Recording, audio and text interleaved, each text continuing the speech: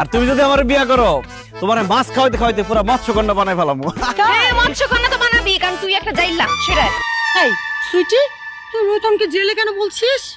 কারণ সে জাইলা, মাছ ধরে মাছ বিক্রি করে। ছি ছি ছি ছি ছি, এইরকম একটা ছেলের সাথে ফেসবুকে কথা বলে আবার দেখা করতে আসছিস তুই? হোয়াট?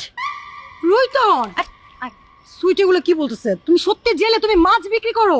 মিথ্যা কথা বলতেছে। আমি জেলে হইতে যাবো কোন দুঃখে? আমি তো স্বর্ণ ব্যবসায়ী। আমি আর আমার বাবা দুজনে স্বর্ণ ব্যবসা করি, দুবাই থেকে স্বর্ণ আনি। কি তুই আর তোর বাপ স্বর্ণ বিক্রি করস? দোস্ত তুই আমার কথা বিশ্বাস করতেছিস না তো? গা থেকে একটু স্মেল নিয়ে দেখ, দেখবি মাছের বিচ্ছিরি গন্ধ আসতেছে। দেখ যা।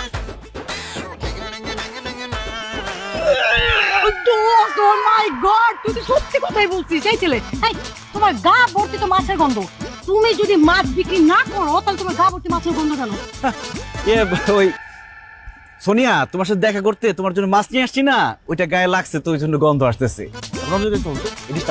এই খবরদার, সোনিয়া বিশ্বাস কর দোস্ত, আমি সত্যি কথা বলতেছি, এরা মাছের বিজনেস করে। সোনিয়া তুমি ওর কথা বিশ্বাস করো না, সে মিথ্যা কথা বলতেছে। এই আমার বান্ধবী কেন তোমাকে নিয়ে মিথ্যা কথা বলবে? কারণ সে আমাকে পছন্দ করে, আমার সাথে প্রেম করতে চায়, আমাকে বিয়ে করতে চায়। সে আমাকে প্রস্তাব দিচ্ছে প্রেমের জন্য, কিন্তু আমি রাজি হই নাই। এই কারণে তোমার আমার মধ্যে ঝামেলা লাগানোর জন্য এইসব বলতেছে। ওরে আল্লাহ, কত বড় মিথ্যাবাদী! আমি নাকি তার সাথে প্রেম করতে চাইছি, আমি নাকি তাকে বিয়ে করতে চাইছি। দোস্ত, ও আমাকে বিয়ে করতে চায়, আমাদের বাড়িতেও বিয়ের প্রস্তাব নিয়েও গেছে, কিন্তু ওরা মাছ বিক্রি করে এবং গা থেকে মাছের বিচ্ছিরি গন্ধ আসে বলে আমার আব্বু আম্মু ওদেরকে বাসা থেকে ঘাড় ধাক্কা দিয়ে বের করে দিছে। যদি তোর বিশ্বাস না হয় আমি তোরে দেখাচ্ছি, দাঁড়া। দেখি, এই দেখ, এটাও ভিডিও করে রেখে দিচ্ছি।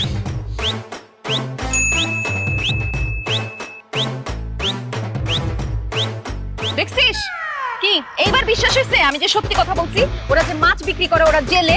দোস্ত, তুই এরকম স্মার্ট, এরকম সুন্দর একটা মেয়ে হয়ে এরকম জেলের সাথে প্রেম করবি, তাকে বিয়ে করবি? কখনো না। চিটার, জানোয়ার, বাটপার, মিথ্যাবাদী, আই হেট ইউ। আরে ভণ্ড প্রতারকার হেটি বললে হবে? ওর একটা কঠোর শাস্তি দিতে হবে। এই কি বলেন, কি শাস্তি দিব? কি শাস্তি দিবে? আমার বান্ধবীর সাথে মিথ্যা কথা বলা, প্রতারণা করা। এখন তোরে ও কাঁচা মাছ খাবে। আমি ওকে ধরছি তো, কাঁচা মাছ খাওয়া। ধরছি আমি, ধরছি। দে মুখের মধ্যে কাঁচা মাছ। চাইলার করে চাইলা। হাতে ব্যথা বানাচ্ছি, গন্ধ। দোস্ত চল তাড়াতাড়ি এখান থেকে চল।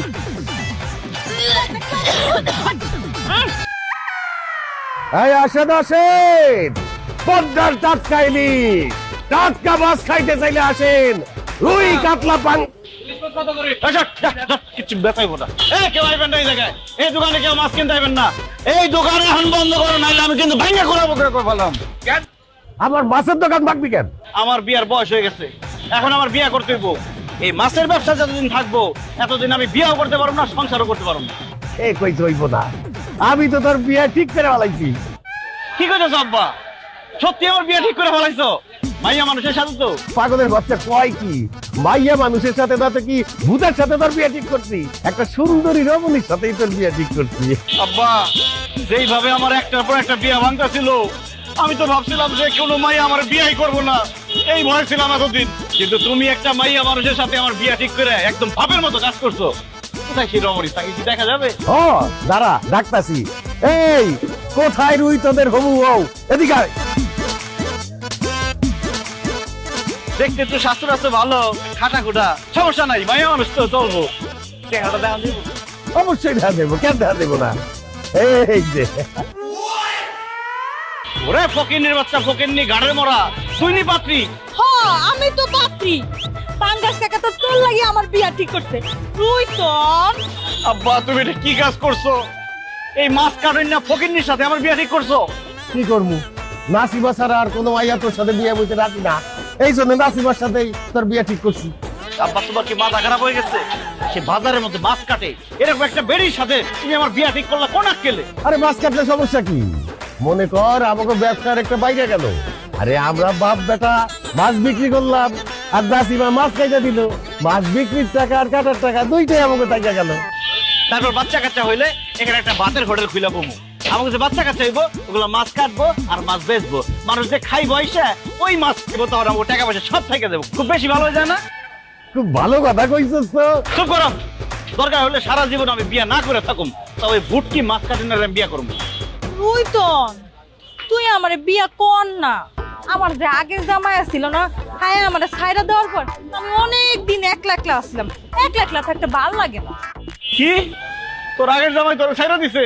তার মানে তোর আগে আরো একটা বিয়ে হয়েছিল? হ্যাঁ হয়েছিল, কিন্তু বেশি দিন সংসার করতে পারিনি, মাত্র 6 বছর সংসার করছি। 365 দিনে 1 বছর, তুই 6 বছর সংসার করে কইতেছ বেশি দিন সংসার করস নাই? আব্বা ওরে আমার সামনে থেকে সরাও, নাহলে কাঁচা মাছ খাওয়াই ওরে মেরে হলাম আমি। এই নাসিমা, তোর যে আগে বিয়া হইছে এটা তুই আমারে কইছস? কেন কস নাই? না না না না, আমার পোলার সাথে তো তোরে বিয়া দেওয়া যাইব না। এই আমার মাছ ফেরত দে। আব্বা তুমি ওর কাছে কিসের মাছ ফেরত চাইতেছো? আরে ও তো প্রথমে বিয়া করতে রাজি হয় নাই তোরে, তারপরে এই 20 কেজি মাছ ওরে যৌতুক হিসাবে দিছি, তারপর রাজি হইছে। এখন এই মাছ আমি ফেরত চাইতাছি। হায় রে আল্লাহ রে, কি জীবন দিয়া দুনিয়াতে পাঠাইলা। একটা বিয়ে একটা মাছ কাটেন না মুটকি, আমারে বিয়া করবো তাও বলে যৌতুক নিতে 20 কেজি মাছ। বন্যা চাইতাছে কচু গাছের সাথে ফাঁস দিয়ে মরে যায়। খবরদার এই মাছ তো নিতে পারবি না, জান দিকে। এই, আমি মাছ নিব না কি লেগা? আমি তো তোরে বিয়া করতে চাইছি আর তুই আমারে বিয়া করবি না, এটা কি আমার দোষ? আমি আজকে মাছ নিয়েই যাবো। আর কোনোদিন শুনছস যে যৌতুকের জিনিস মানুষ ফেরত দেয়? সরেন দিকে সর। না না নিবি না। আচ্ছা আচ্ছা, থাক, থাক, থাক, নিতে দে, নিতে দে। এই, কাকা, এদিকে আয়। নিতে দে, নিতে দে, নিতে দে। এই চাচা তুমি আমার কাম করো।